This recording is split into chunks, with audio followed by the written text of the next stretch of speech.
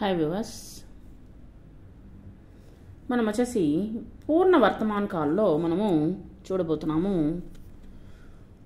పురుషవాచక అంటే ఉత్తమ పురుష అంటే ఫస్ట్ పర్సన్, మధ్యమ పురుష అంటే సెకండ్ పర్సన్, అన్య పురుష అంటే థర్డ్ పర్సన్. ఏకవచన్ వచ్చేసి పుంలింగ్ అంటే స్త్రీలింగ్లో ఏ విధంగా మనం మాట్లాడాలి అనేటువంటిది చూద్దాము. మై ఖానా కా చుకా హూ, నేను భోజనం చేసేసాను. మై ఖానా కా చుకీ హూ, నేను భోజనం చేసేసాను.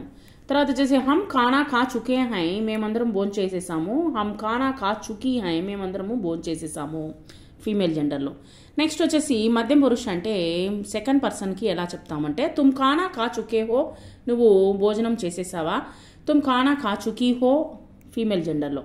నెక్స్ట్ ఆప్ ఖానా ఖా చుకే హై, ఆప్ ఖానా ఖా చుకీ హై, మీరు భోజనం చేశారా.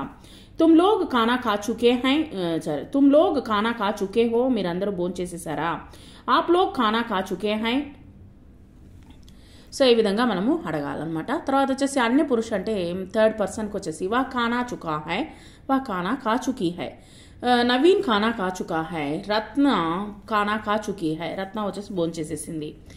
वे खाना खा चुके हैं, वह खाना खा चुकी हैं. अजय और सौरभ खाना खा चुके हैं.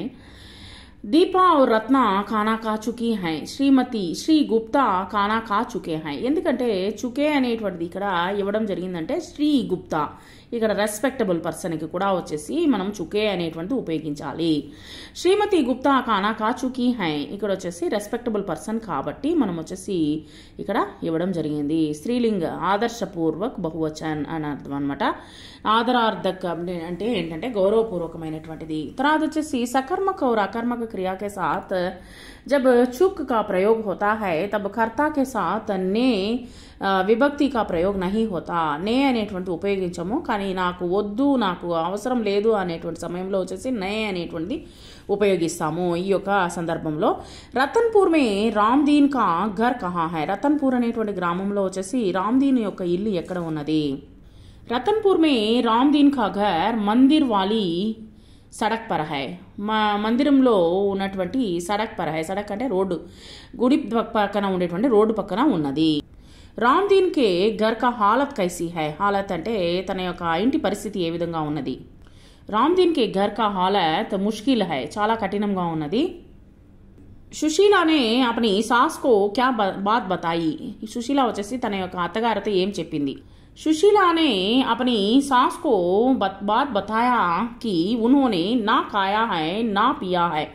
ఆ ఇద్దరు వచ్చేసి వాళ్ళు ఎవరు భోజనం చేయలేదు, తర్వాత వచ్చేసి ఏమీ తాగలేదు అని చెప్పిందనమాట. రామ్దీన్ కిసే బులానా చాతే, రామ్దీన్ వచ్చేసి ఎవరిని పిలవాలని అనుకున్నారు. రామ్దీన్ వచ్చేసి ఎవరిని పిలవాలని అనుకున్నారు. రామ్దీన్ నే భాగ్యలక్ష్మికో బులానా చాతే, రామ్దీన్ వచ్చేసి భాగ్యలక్ష్మిని పిలవమని చెప్పారనమాట.